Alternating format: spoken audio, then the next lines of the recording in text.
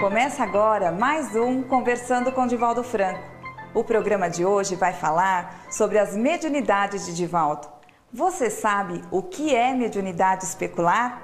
Acompanhe a entrevista de hoje. Divaldo, eu estou com o jornal da Federação Espírita do Rio Grande do Sul, em que foi publicado uma matéria com o título A Psicografia Especular de Divaldo Pereira Franco. Inclusive, aqui mesmo no jornal, eles explicam que a mediunidade especular é aquela em que, para se ler uma mensagem psicográfica, se faz uso de um espelho. Então, você psicografa de trás para frente. Só que, além disso, tem outra característica a sua mediunidade, porque você recebeu várias mensagens dessa forma, só que em outros idiomas. Você já psicografou em italiano, em francês, em alemão. Em quantos idiomas você já psicografou, Divaldo? E como é possível você psicografar em idiomas que você não fala ou escreve? Segundo a doutrina espírita, a mediunidade de xenoglossia e glossolalia tem raízes no espírito do médium. Poder-se-ia dizer, numa análise perfunctória, que seria um fenômeno anímico profundo, porque as matrizes estão no perispírito. É que vale dizer que, em alguma época, o espírito encarnado hoje teria vivido em um país daquele idioma. Seria esta uma explicação, porque a entidade vem e projeta o seu pensamento. E através do automatismo da mediunidade, vem a narração no idioma original. No caso da escrita especular, o espírito deseja, acima de tudo, demonstrar uma peculiaridade, como na faculdade musical, na faculdade poética, na faculdade romântica, em qualquer outra manifestação. É para chamar a atenção. Os espíritos não necessitam disso. Mas no caso em tela, nós estávamos no Congresso Mundial em Paris, quando falava o médium José Raul Teixeira. Então eu vi acercar-se-me o espírito Leon Denis, e ele me disse, curioso, um congresso mundial de espiritismo sem espíritos, vamos escrever. E ele começou a escrever, havia papel e esferográfica. Ele começou a escrever. Quando eu voltei à lucidez, eu fui tomado de espanto, porque notei que era especular, mas estava em francês. A mensagem foi encaminhada imediatamente, rubricada pelo presidente da Federação, pelo presidente do Conselho Espírita Internacional, o original está na Federação Espírita Brasileira, e foi lida ato contínuo, para espanto, inclusive, do senhor Roger Perrez, que é o fundador do Conselho Espírita Internacional. Mas não foi a primeira vez. Recordo-me que me encontrava em Uberaba, por volta do ano de 1974, sendo entrevistado num programa chamado A Bigorna.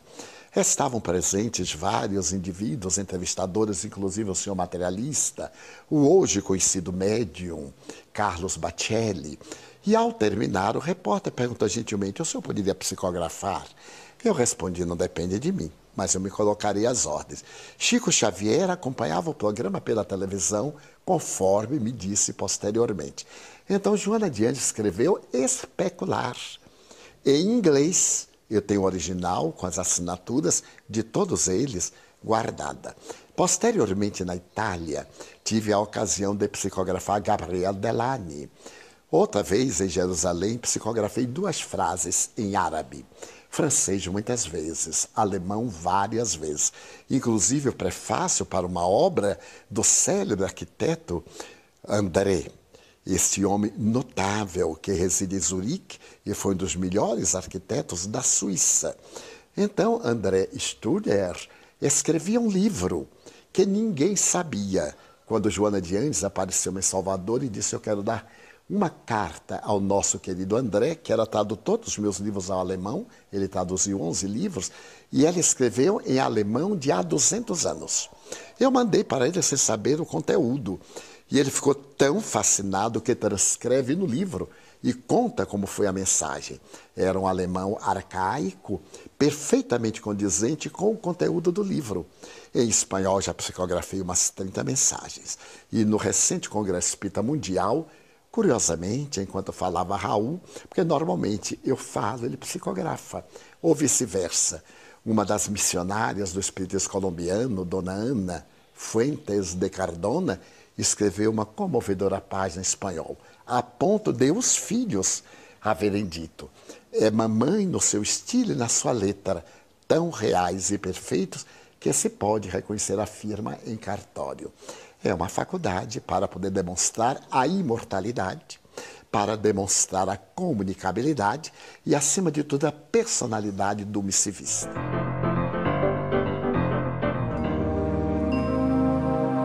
A mediunidade não é patrimônio exclusivo espírita. Muitos profetas do Velho Testamento diziam ouvir anjos e receber através deles as revelações divinas.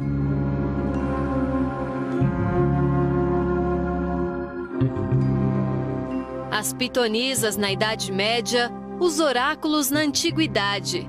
Desde sempre os espíritos se manifestam, deixando claro aos homens encarnados que a comunicação entre espíritos é perfeitamente comum e natural. A palavra médium, derivada do latim, significa medianeiro, que está no meio, intermediário. No caso em questão, o médium é o intermediário entre os planos físico e espiritual. Por este conceito, entende-se que todas as pessoas possuem mediunidade, visto que todos, mesmo de forma inconsciente, influenciam e são influenciados pelos espíritos. Mas foi a doutrina espírita que se dispôs a estudar e entender os processos mediúnicos. A prática espírita é difícil. Apresenta dificuldades que somente o estudo sério e completo pode prevenir. São vários os tipos de mediunidade. Entre os mais comuns, a psicofonia, onde o espírito se comunica através da fala do médium. Outro tipo de mediunidade muito comum é a psicografia. O espírito escreve através do médium. A princípio, imaginei que estivesse delirando ou sendo vítima das consequências das pancadas que recebi por todo o corpo. A mensagem de hoje disse uma coisa interessantíssima que eu não falei, que ninguém sabia. Especialmente a altura do tórax e da cabeça. Que o choque foi todo no tórax. Na certidão de óbito dele deu. A morte foi por dilaceração das vísceras por ação contundente. Hemorragia interna por dilaceração das vísceras por ação contundente no tórax. E na cabeça também, porque ele quebrou o nariz, inchou muito, ficou um pouquinho deformado. Então só veio mesmo a confirmar que a morte realmente não existe. Mas a verdade é que existem muitos tipos de mediunidade.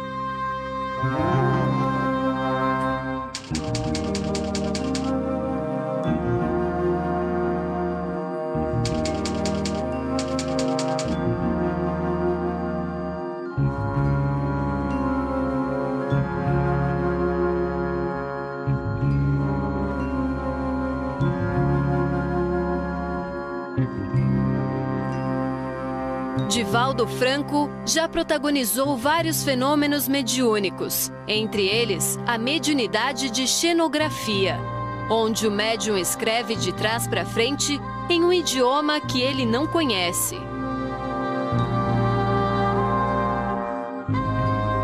Divaldo já psicografou em alemão, inglês, francês, espanhol.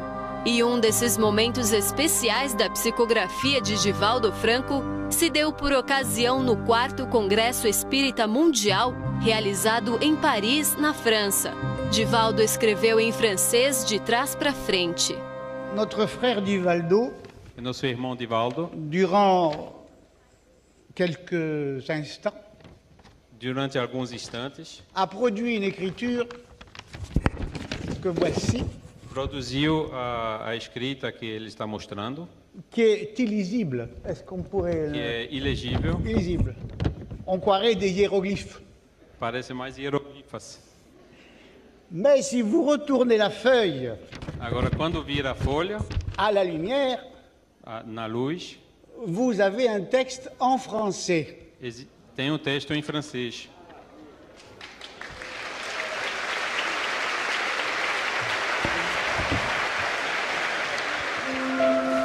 Muitos talvez se perguntem, mas por que escrever em outro idioma e ainda mais de trás para frente? A resposta é simples. Ainda existem muitos Tomés, gente que precisa ver para crer. Assim, aceitar e entender que a vida rompe o túmulo e depois da morte o que existe é a vida.